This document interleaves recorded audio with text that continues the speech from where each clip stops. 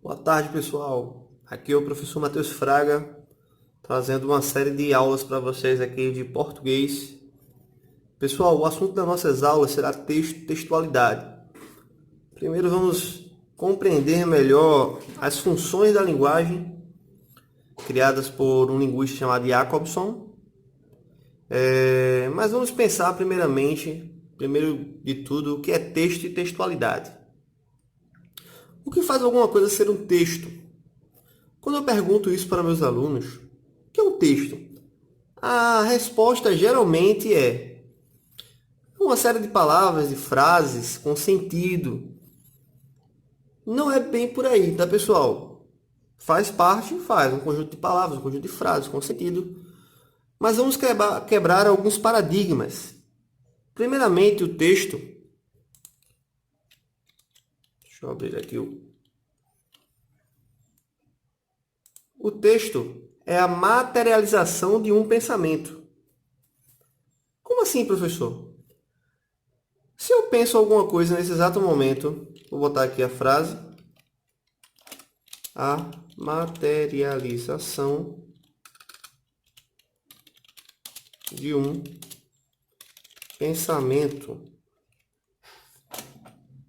Se eu penso em alguma coisa e não exponho isso com palavras, né, no papel, na minha oralidade, eu não faço um texto.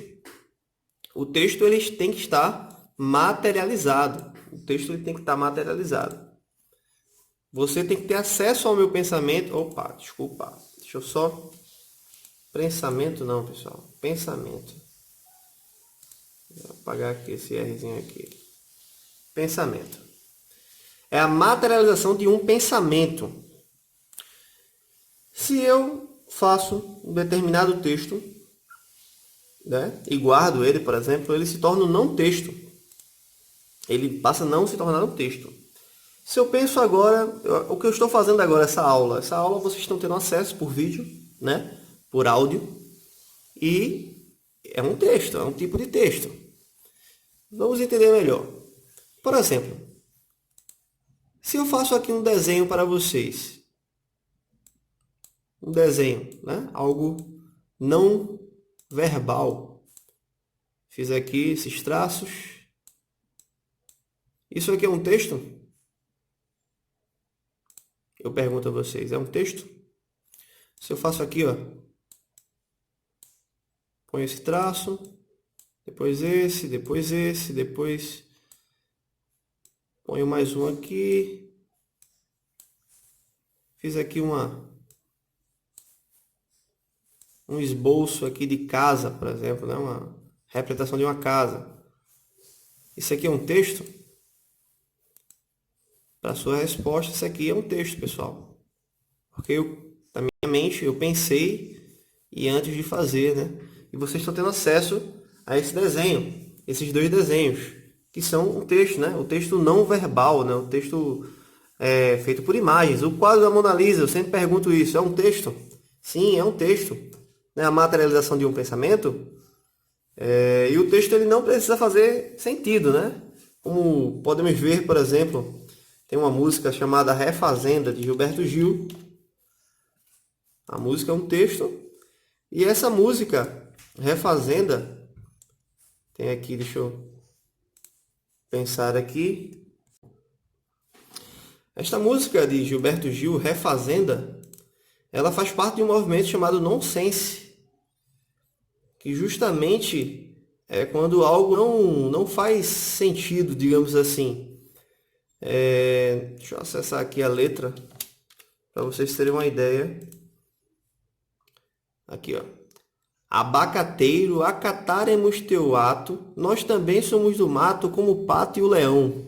Aguardaremos, brincaremos no regato, até que nos tragam frutos teu amor, teu coração. Então, assim, quando eu peço para alguém explicar, geralmente tem dificuldade. Mas por quê? Porque essa música foi feita para não ter sentido. Mas ela não deixa de ser um texto. Então, a questão de ter que fazer sentido, isso aí é um mito, tá, pessoal? Aí vamos agora passar para funções da linguagem.